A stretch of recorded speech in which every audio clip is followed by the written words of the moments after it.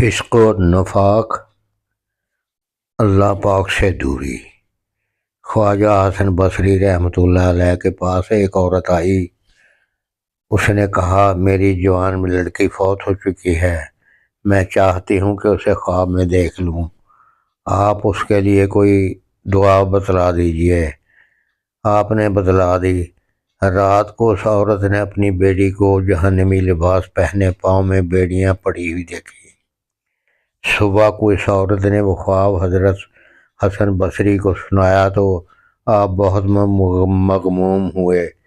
ایک عرصہ بعد آپ نے اسی لڑکی کے سر پر تاج رکھے جنت میں دیکھا۔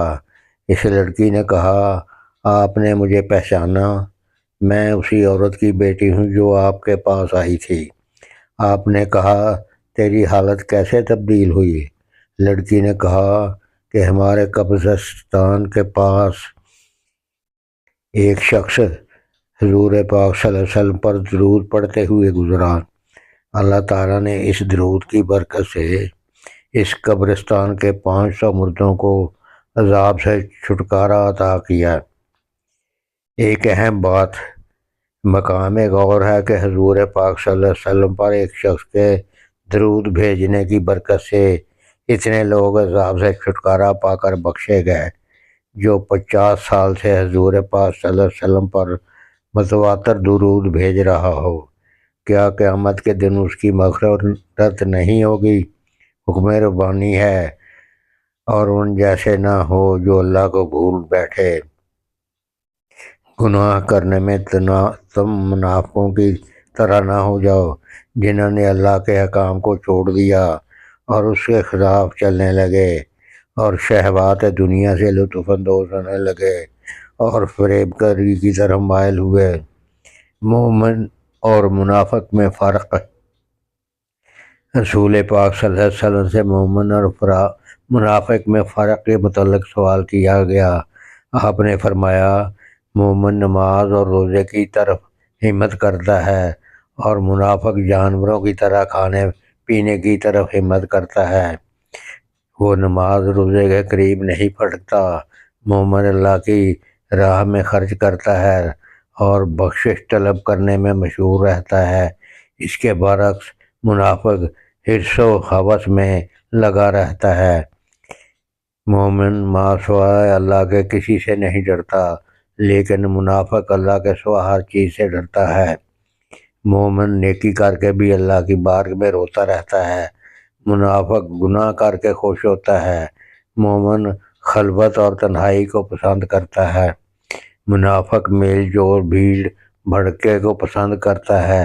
مومن فصل کاشت کر کے بربادی سے ڈرتا ہے، لیکن منافق فصل اجاڑ دینے کے بعد فصل کاٹنے کی تمنا کے لیے ہوئے ہوتا ہے۔ مومن دین کی تدبیر اور اچھائیوں پر عمل پیرا ہوتا ہے، برائیوں سے وہ روکتا ہے، اصلاح کرتا ہے۔ منافق اپنی ہیبت اور سطوت کے لیے فتنہ فساد برپا کرتا ہے، نیکیوں سے روک کر برائیوں کی طرف راغب کرتا ہے۔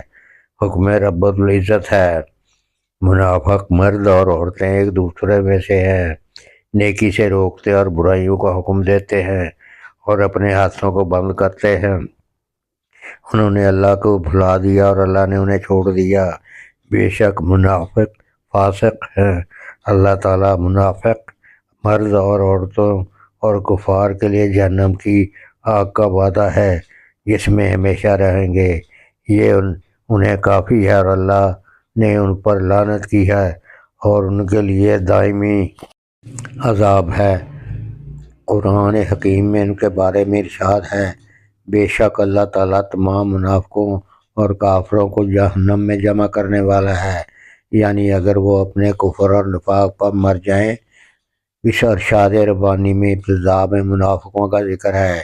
یہ کفار سے زیادہ بدبخت ہوتے ہیں۔ اللہ نے ان سب کا ٹھکانہ جہنم بنایا۔ حکم ربانی ہے، بلا شبہ منافق جہنم کے سب سے نچلے طبقہ میں ہوں گے اور آپ کسی کو ان کا مددگار نہیں پائیں گے۔ منافق لفظ لغت میں نافق الیربو سے مشتق ہے۔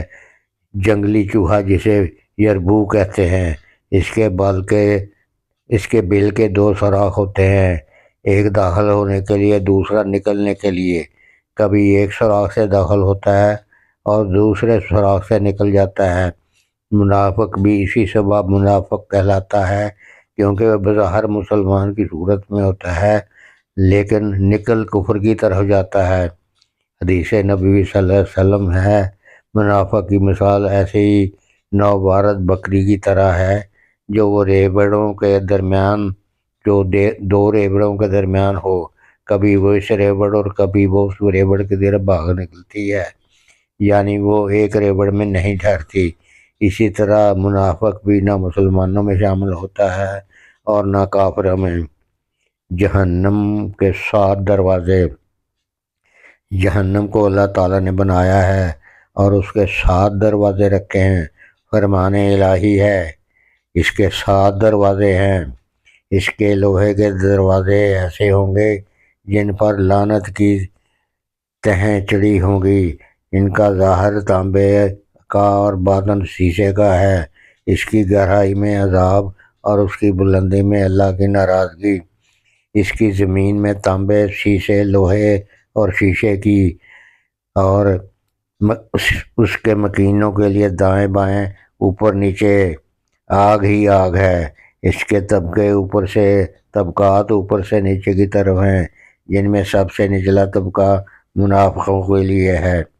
حدیث میں آیا ہے کہ نبی کریم صلی اللہ علیہ وسلم نے جبرائیل سے جہنم کے بارے میں وضاحت سے اور گرمی کے متعلق دریافت کیا۔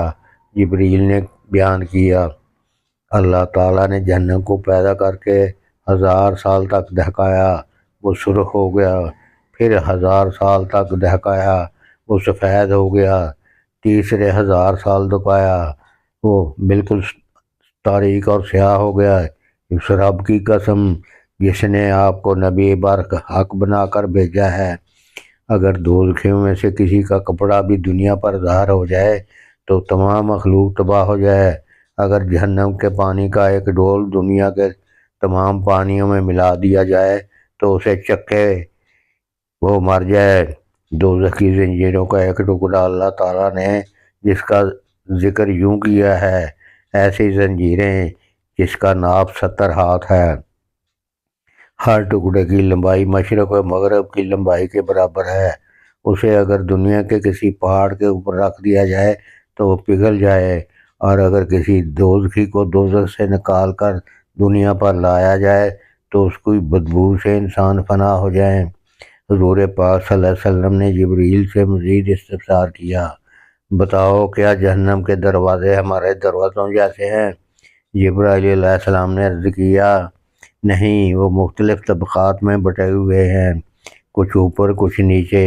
ایک دروازے کا درمیانی فاصلہ 70 سال ہے۔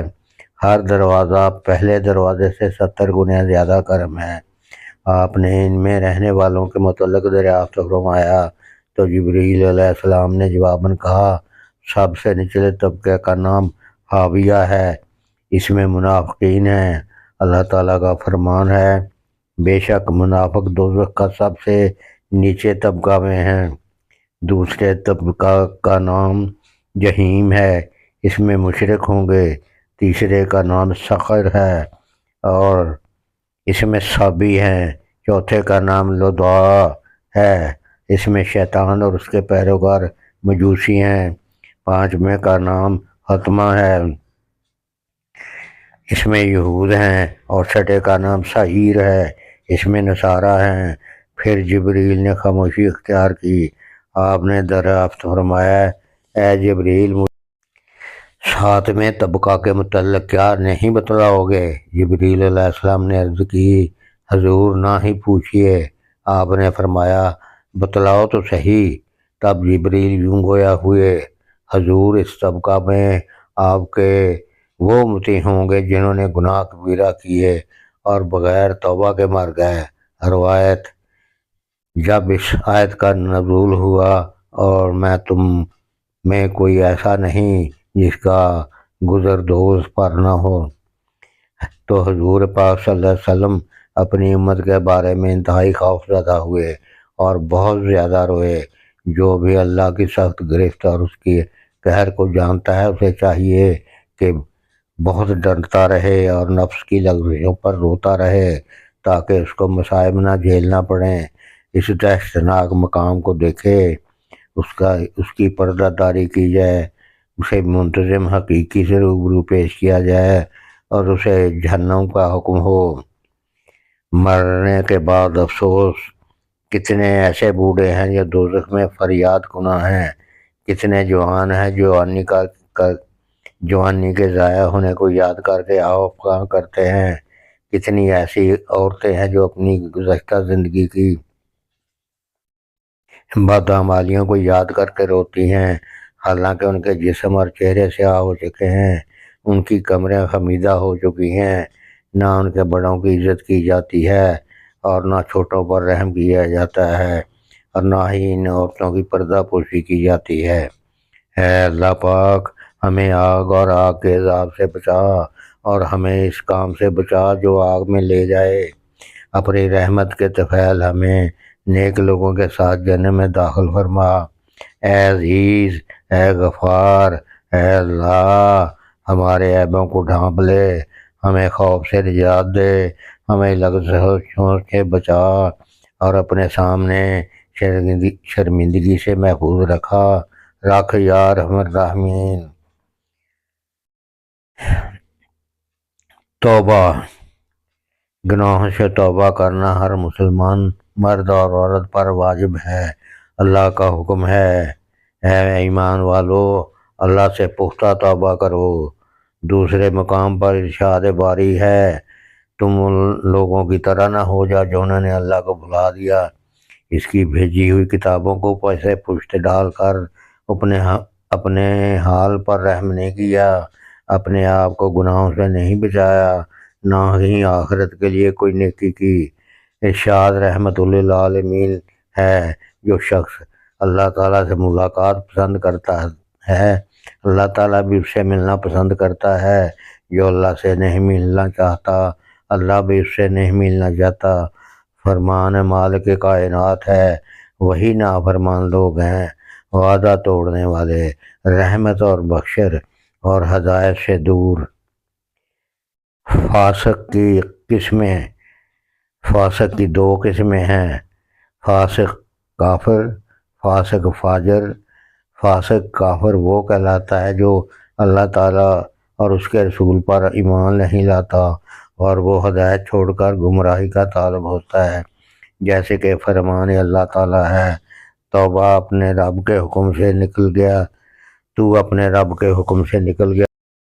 فاسق فاجر وہ ہے جو شراب پیتا ہے، مال حرام کھاتا ہے، بدکاریاں کرتا ہے، عبادت چھوڑ کر گناہوں کی زندگی اختیار کرتا ہے، لیکن اللہ تعالیٰ کو ایک مانتا ہے، اس کے ساتھ کسی کو شریک نہیں ٹھہراتا۔ ان دونوں میں فرق یہ ہے کہ فاسق کافر کی بخشش موت سے پہلے کلمہ شہادت پڑھ لینے اور توبہ کے بغیر ناممکن ہے، اور فاسق فاجر کی بخشش موت سے پہلے توبہ اور ماضی کے کیے پر نادم ہونے کے ذریعے ممکن ہے، کیونکہ ان کے گناہوں کا تعلق خواہشات نفسانیہ سے ہے۔ مغفرت ممکن ہے، لیکن ہر اس گناہ کی مغفرت ناممکن ہے جس کا تعلق تکبر اور نخوت سے ہو، کیونکہ شیطان کی نافرمانی کی وجہ بھی یہی تکبر اور خود بینی ہے۔ انسان کے لیے لازم ہے کہ مرنے سے پہلے اپنے ہر گناہ سے توبہ کر لے۔ ممکن ہے کہ اللہ تعالیٰ معاف کر دے جیسا کہ اس کا حکم ہے۔ اللہ وہ ہے جو اپنے بندوں کی توبہ قبول کرتا ہے اور ان کے گناہوں سے درگزر فرماتا ہے۔ نبی کریم صلی اللہ علیہ وسلم کا ارشاد ہے، گناہوں سے توبہ کرنے والے اس شخص کی طرح ہے جس سے کوئی گناہ سرزد نہ ہو۔ ایک حکایت، حضرت ابو ہریرہ رضی اللہ تعالیٰ عنہ ایک واقعہ بیان کرتے ہیں کہ میں ایک رات نبی کریم صلی اللہ علیہ وسلم کے ساتھ نماز عشاء پڑھ کر باہر نکلا۔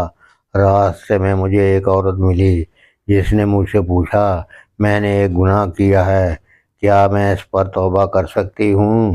میں نے پوچھا، کون سا؟ عورت بولی، میں نے زنا کیا ہے، اس سے بچہ پیدا ہوا اور میں نے اسے قتل کر دیا۔ میں نے کہا، تو تباہ ہو گئی، تیرے لیے کوئی توبہ نہیں۔ اس پر وہ بے ہوش ہو کر گر پڑی۔ میں اپنی راہ پر چل دیا۔ پھر مجھے خیال ہوا، میں نے حضور پاک صلی اللہ علیہ وسلم سے بغیر پوچھے کیوں یہ بات کہہ دی۔ میں نے آپ کی خدمت حاضر ہو کر سب واقعہ کہہ سنایا۔ حضرت صلی اللہ علیہ وسلم نے فرمایا، تم نے بہت برا کیا، کیا تم نے یہ آیت نہیں پڑھی؟ اور لوگ جو اللہ کے ساتھ کسی اور کو خدا کو نہیں پکارتے۔ ابو ہریرہ رضی اللہ تعالیٰ عنہ کہتے ہیں، یہ سنتے ہی میں اس عورت کی تلاش کو نکلا، بالآخر اسے پا لیا تو یہ آیت سنائی تک سنا چکا تو خوشی سے دیوانی ہو گئی اور کہنے لگی، میں نے اپنا سارا باغ اللہ اور اس بخش دیا۔ اتبا الغلام کی فتنہ انگیزی اور شراب نوشی کی داستانیں مشہور تھیں۔ ایک دن خواجہ حسن بصری رحمۃ اللہ علیہ کی خدمت میں حاضر ہوا۔ اس وقت آپ آیت کیا مومنوں کے لیے وہ وقت نہیں ہے کہ ان کے دل اللہ سے ڈریں؟